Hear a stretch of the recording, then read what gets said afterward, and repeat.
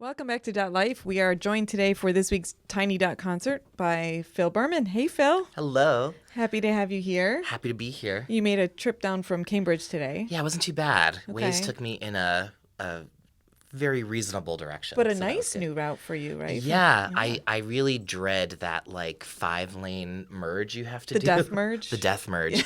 I've only been driving for like 5 years, and Okay. so I still get a lot of agita, and like every time I come to the record company, I'm just like,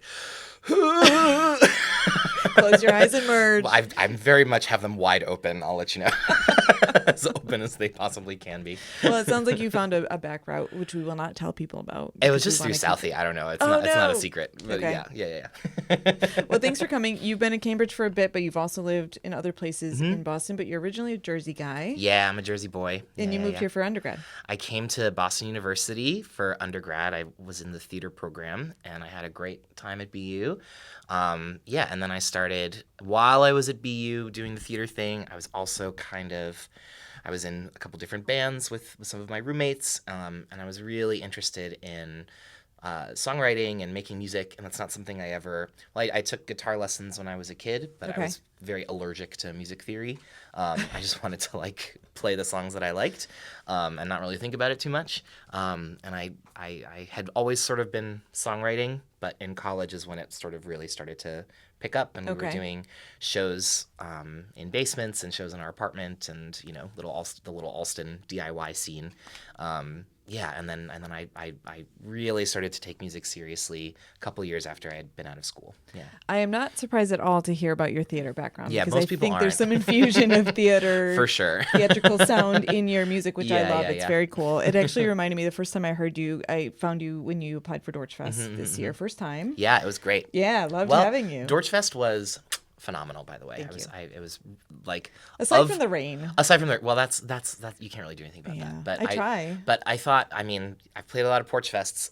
This was huge to me. Was that there were like 3 or 4 houses like clustered together, and you staggered the start times Mm-hmm. Yeah. of the concerts. So great. I cannot tell you how many times You're competing with the. I'm competing with yeah. like the metal band that's 2 doors down, Yeah. and like no shade to the metal band, like Yeah. that's great, but like planning it so that they don't overlap was The map is excellent. a labor of love for like the last month and a half of Dorch Y'all Fest. crushed it. It Yeah, was thank really you. great. Thank Yeah. you. But when I first found you for Dorch Fest, or when you found us, I was reminded of the King George song in Hamilton. Oh yeah. I could definitely hear you singing that song. That would be really fun. Thank you. Yeah, I definitely, musical theater is like a big influence of mine, Yeah. among other things. Like probably my songwriting hero is like Steve Sondheim. Okay. And so Yep. that, as is Lin-Manuel Miranda is also, course. a Steve Sondheim devotee. And Yeah. so I think a lot of those principles, his 4 big songwriting rules very much filter into my work. Yeah, for sure. One thing, though, that I am surprised to hear you say is that you're not a music theory guy, because you do not make it easy on yourself. Right. There's a few songs where you've got some mixed time signatures. For sure, yeah. Some syncopation. Yeah, well, I would say I wasn't a music theory guy, and then I found this pedagogy called Dalcroze Eurythmics, Okay. Which is a very fancy way of saying like we move to music that's being played, and that kind of broke open music theory for me. Just a different way to think about music theory. Different way to think about it. Well, it's less thinking and more feeling and moving, Okay. and then thinking later. Okay. So like we move and we experience first, and then we say, what was that thing that happened? And it's just I think it's the best way to learn music. Okay, personally. so you brought a hybrid instrument. Yes. We had a banjolele on the Yes. show a couple of weeks Yeah. ago, and now we've got a banjo tar. Technically, this is a 6-string Get Joe? gitjo, banjotar, something like that. Yeah, 6-string banjo. Okay. If you're a banjo purist, this is not your instrument.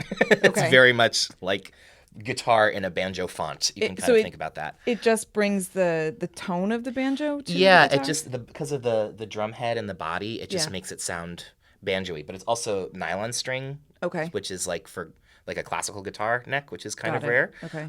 So I like saw this instrument on Reverb Nation at like 2 a.m. one night, and I was like, Instant purchase. Was this a drunk purchase? I won't comment on that, Okay. but I was may not have been in my basic faculties, but yes, it was. I have no regrets. It's a happy purchase. So yeah. you started with guitar, Mm-hmm. and then you primarily play this hybrid instrument now, or do you kind Right. of mix?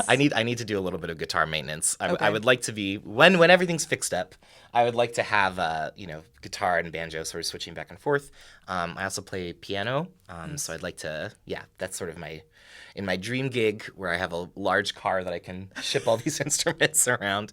Plus Forrest's bass. I often play with Forrest, who has a giant upright bass that takes Okay. up. We basically Some have to lean. space. It takes up some space. We have to lean the passenger seat back, and then he's perfected this technique, but Tetrising an upright bass into a Honda Civic. Oh wow! So you're here alone today, but you typically play with quite a few other musicians. Yeah, I play. My band is called Phil and the Flying Leap, and so our sort of default formation is me singing and playing, and then Forrest Pettingill on upright bass, and my friend Rachel Panich on violin. Okay. We sometimes can, depending on the gig or depending on if we have the budget for it, I'll add other members. So sometimes we have string duet or string trio, and then we like to have drums. Probably my largest configuration was like 9 players at one point. That was for it was a concert right before COVID lockdown happened. Yeah, but I love playing with lots of musicians. I love making different textures and arrangements, and it's just so fun to collaborate with people. When I'm songwriting, it's just sort of me in my little brain world. I'm just sort of doing it by myself. And then when you have other really good musicians who are good collaborators and improvisers, they can just take the song to like a whole other level. Yeah. And it's just really fun for me. That's like part of the joy of it. I want to talk about your songwriting, and one thing I want to talk about is weirdness. Yeah. There's a theme of weirdness a Yeah. bit through your music, and yeah. you're not the first musician that we've had in here or that exists in the world that kind of indexes in hard on weirdness. Why do you think weirdness is a thing that musicians have in their heads? Are musicians weird? Are you weird? I'm pretty weird. Okay. Yeah. Well, I mean, it's kind of a weird thing, like our society is really not set up for people to be successful to do this, Yeah. And so and then even if you're you mean economically and yeah, economically, like it's just not, especially in 2025, like it's just not set up to be successful and have this be like your job. And so it just feels like you have to be pushing against the current to be able to make this happen, both at like from an economic standpoint and also like even from an artistic standpoint, like there's so much pressure to just make the same thing, like make a song that will be accepted by the algorithm and will get to people, right? And then it's at that point, it's like, well, why am I doing this? right. Like, Everyone else has already. everyone done else this. is already doing that. An AI program can also do that, Yeah. So like, what do I really have to say? And Yeah. so, part of the joy of that and also the challenge of that is like really just sort of sticking true to my own guns. And in some ways, like, not being financially supported by this, it gives me the freedom to like, I don't have to worry about like generating whatever is gonna hit. Yeah. I'm super focused on like, I'm gonna make the music that's coming out of me, and that's my responsibility. Yep. And it's y'all's job to like figure out how you fit How into it that. I like that. Which might be like a marketing like, like no. no. I can, as a marketer, I can tell you that's not how we usually approach That's things. probably but not. Yeah. But I think, I mean, like, why do it any other way? You Yeah. have, I just have to like, my job is just to be really honest with whatever song is coming out of me at any given moment. Mm-hmm. You also have a very strong connection with kids. You work with kids as your day job. Yeah. In the music space. Yeah. And you also have some other non-traditional coworkers, which are Yes. puppets. Yes. How do those? What do you do with those, with kids and with puppets? And how can Sure. people see you? Yeah. So I work with very young kids. I teach age 0 to 5. That is very young. It is 0 very is young. quite young. 0 is quite young. Actually, I love the babies are probably my favorite Really? age group to work with. Yeah.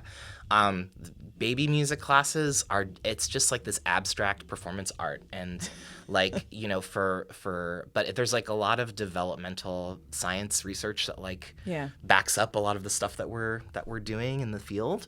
So when you say you work with 0 to 5, are you going into daycares? Okay. Yeah. And what does a session look like? So a session might look like where babies can't really move yet, if they're as 0. young as if they're 0. Sometimes they can sit up, sometimes they're totally just back and just taking it in. So for the research behind what we do and how we work with infants, it's a lot of like they're just absorbing the sound. They're in this stage called acculturation, which means they're absorbing the sound of the music in their environment. So that's when we're starting to develop like our basic foundational understanding of like, this is how songs go. We like start at the 1 chord and we end at the 1 chord. We go to the 4 and the 5. We can sing in different keys. We can sing in minor keys, major keys, different time signatures. And really the goal is... Babies get time signatures? Oh yeah. Well, what do you mean by get? Like what we're doing is they're just absorbing the sound. They're just hearing and internalizing the music, And sometimes they may just look at you. Sometimes they may have a little shaker and like shake it, and it's not really related to the what they're I'm doing. not on the beat. They're not on the beat yet, but that's not really the point. The point is just that they're just like soaking it all in. But you can. I mean, it's very. Do you know? Like, can you put a correlation between what you're doing and their reaction? Oh yeah, I mean, that's so cool. Well, I mean, it's there's different developmental stages. So like the stage where they're making an intentional reaction to you, like a focused reaction. Yeah. That's like, they would have to be, well, chronological age isn't necessarily tied to development necessarily. Right. Everyone's on their own path. But, so sometimes I may have, I may have a baby, we have this big drum, and like sometimes a baby will just find their own beat and just be wailing on it. And then in that case, now it's my responsibility to, like, I'm listening to you and I'm matching your rhythm, right? So it's not a performance, it's like we're having an interactive, collaborative moment. That's so cool. But yeah, I think what I love about that age group is just they haven't developed that self-conscious eye yet, where adults are like, oh, I feel embarrassed or I feel vulnerable. Like I shouldn't be. They don't have that yet, right? And so they just want to love, That's amazing. Which is really fun. Yeah. So this is through New England Conservatory, and you just go in and there's like a circle of babies and you're just playing. That's so it's pretty fun. It's That's pretty your great. job? Yeah, it's my job. Wow. Yeah. And it goes up to age 5. So the 3 and 4 year olds, that gets a little more rambunctious for sure.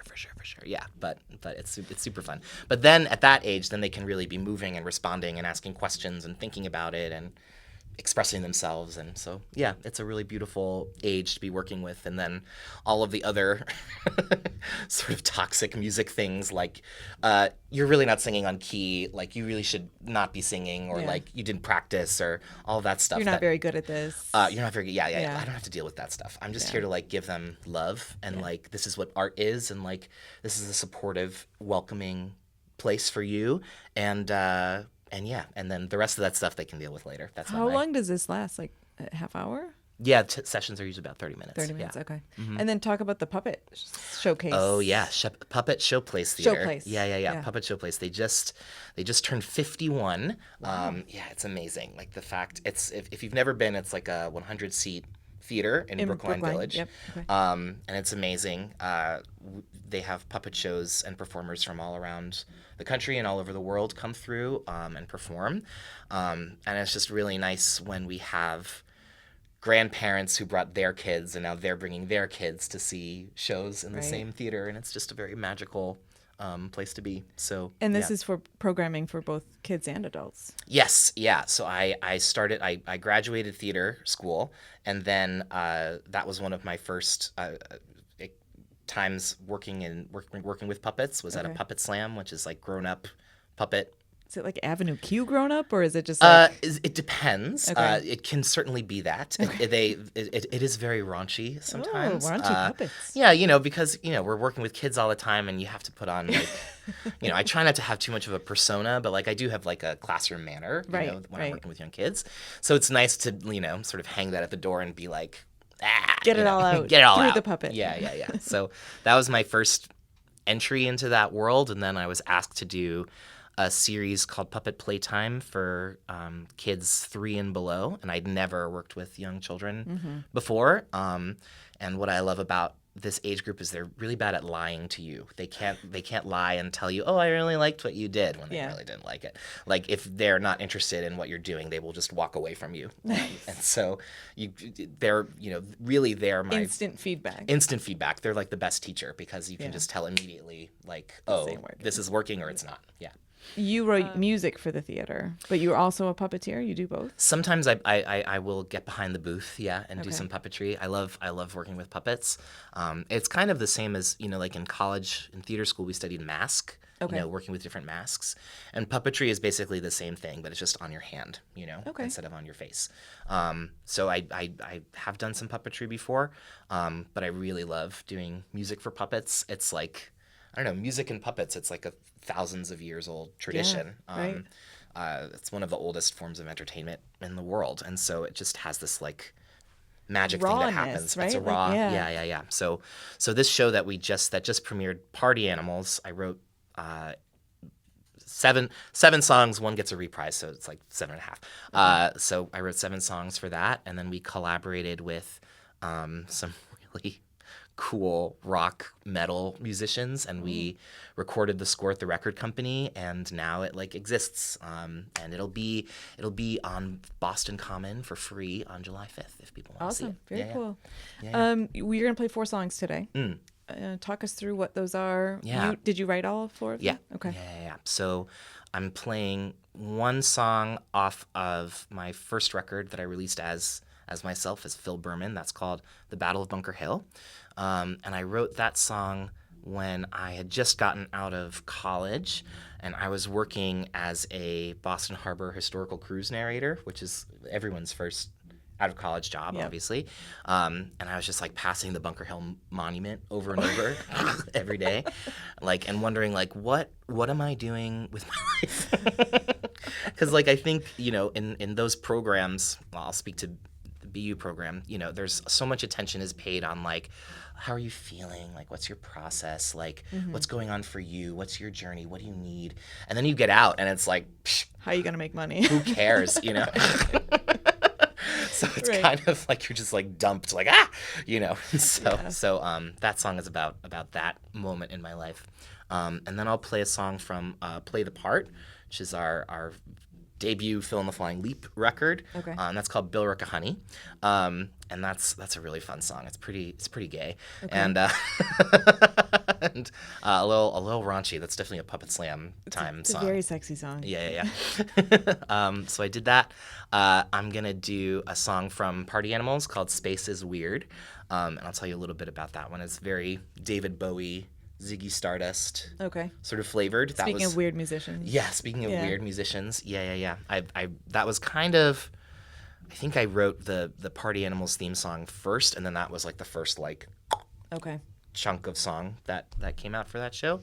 And then I'm going to do a song that has not come out yet called Spring Again, which we recorded at the record company, and we were hoping was going to come out in the spring, but mixing just takes forever. And it's a very seasonal song, and so it would feel weird to like release it in October or something. So it'll probably, we're hoping it'll come out spring of 2026. Got it. Okay, well, glad we get a teaser. Yeah, a little teaser. So aside from the puppet show plays and the daycares, where can people find you? Where can they find me? They can find us playing around with Phil and the Flying Leap. Let's see, we're doing a show at the Armory in Somerville in July. We love playing porch fests. We love doing public park shows. We love playing with other musicians, so you can look for us around. And you can find us on social media, on Instagram and TikTok and Facebook and, oh God, all those other ones. And you have a nice website. Oh, thank you very much. Yeah. Thank you. Do you want to drop the Oh, yeah, philandtheflyingleap.com. And my website, if you want to learn about early childhood stuff, is philberman.net. Awesome. Well, let's hear it. Great. Let's go. Let's do it. All right.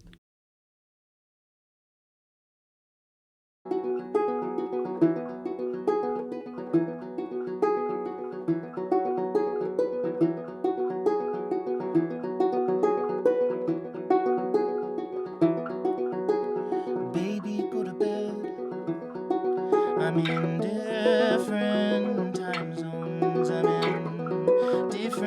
time zones now. Somehow you can rest your head. I am in different time zones. I'm in different time zones now. Somehow my open heart is overfilled with every thought that won't sit still. A battle fought on Bunker Hill.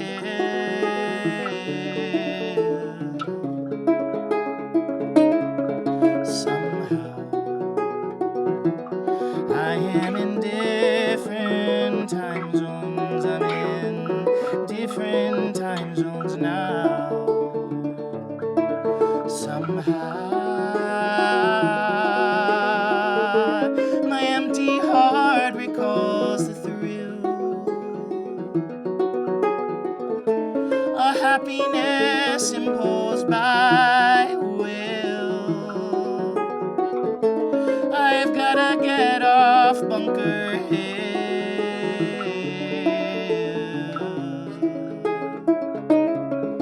and get me back to home terrain, somewhere I can finally shed my second skin.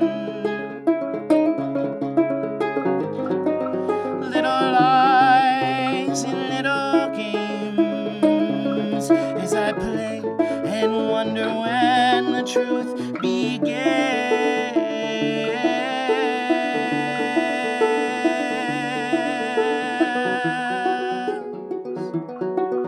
In different time zones, I'm in different time zones now.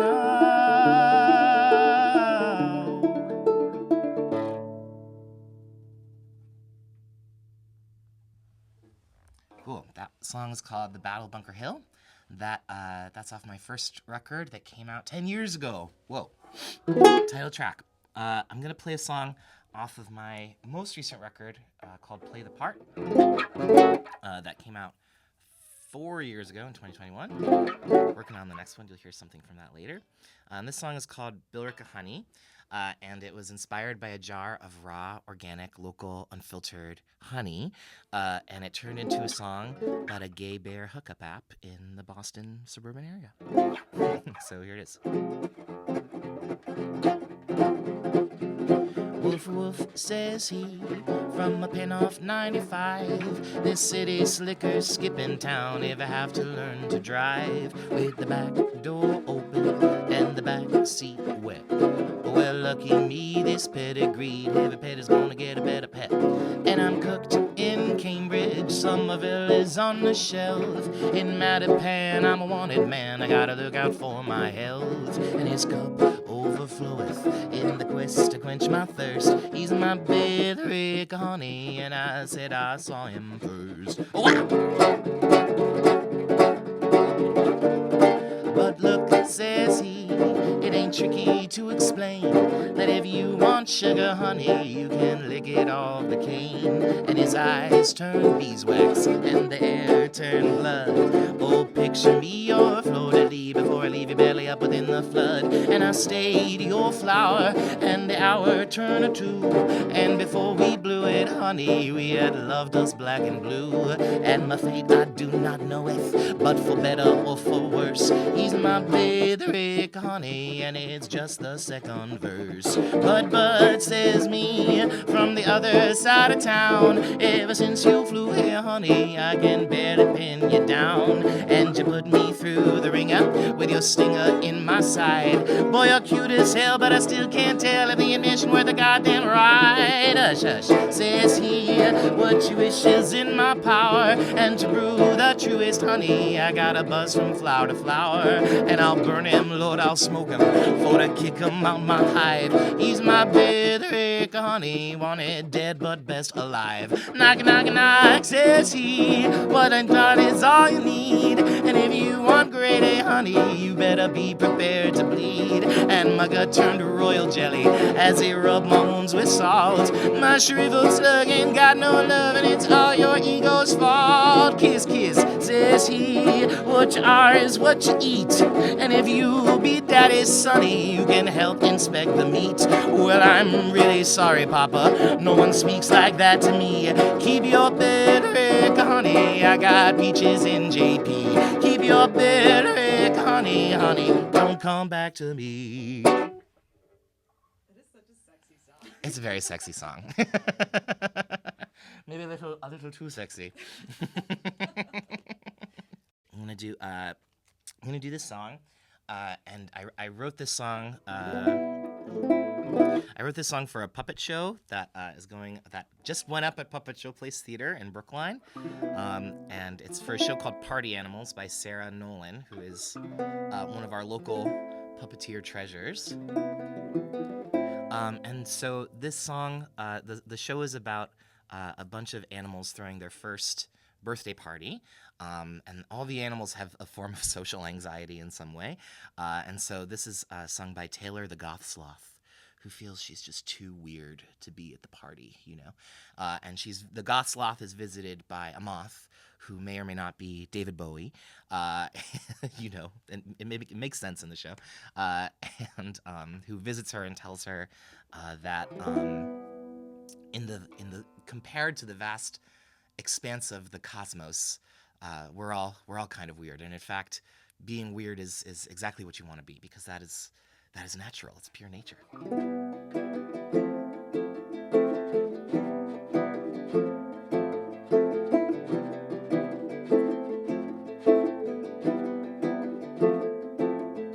Space, space, space, space, space is weird.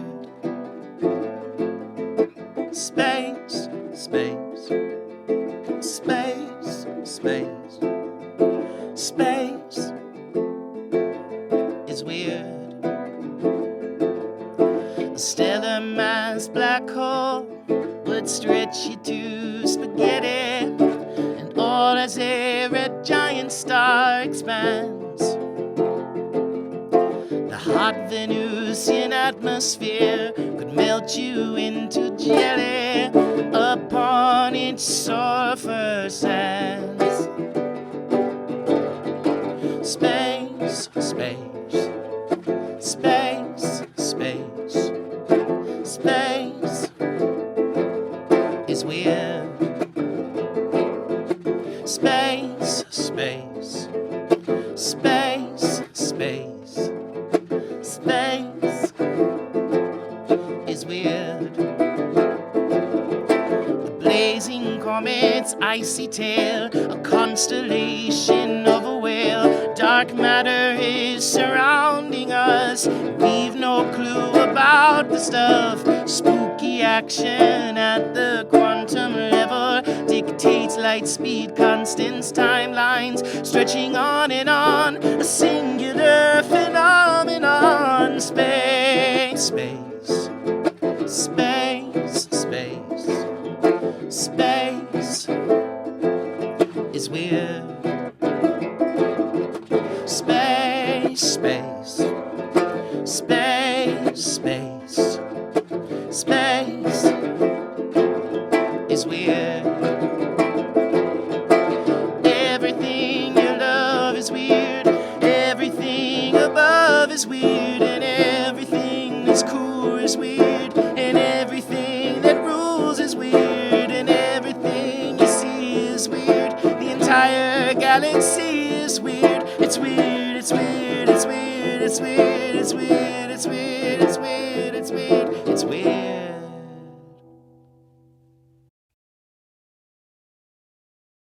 This song is not out yet, but I've been singing it across the land anyway. So this song is called Spring Again. It'll be on our next record, which will hopefully come out next year. And I wrote this song a couple months after I'd been laid off from a job that was very important to me. And I was feeling all sorts of ways about it.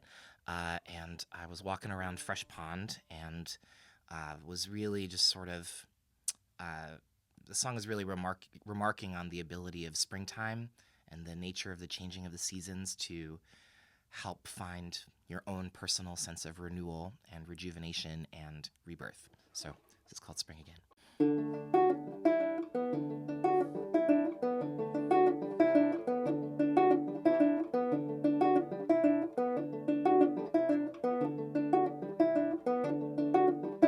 Vernal chorus sing before us through the rising sun.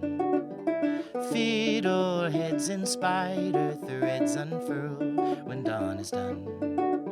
Bird and blossom chive and possum herald winter's end. Every tree sings it must be spring again, spring again.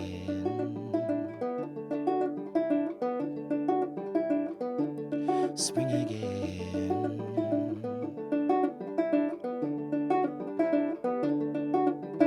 Buoyed and blessed we build our nest with scraps of maize of yore. Caked in pollen, life is calling, crawling through my open door. Private battles, fours and cattle lean into the wind. Feels like June all afternoon. I'm tuned to spring again, spring again, spring again, spring again, spring again.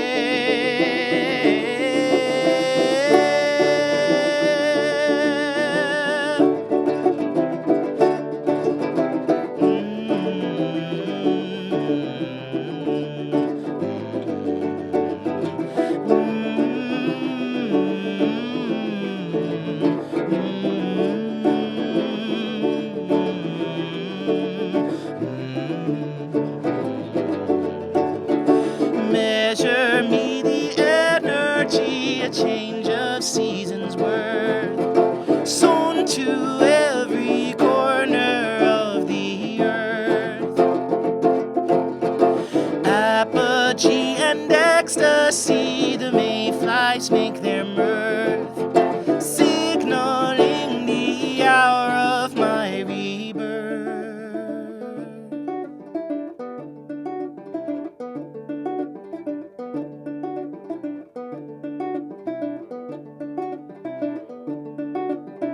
I remember in September when something in me died. Cruel November and December kicked me as I cried. January, February marched to their own drum. April, give and take until the springtime comes. Spring again. Spring again, spring again, spring again, oh, spring again, spring again, spring again, spring again.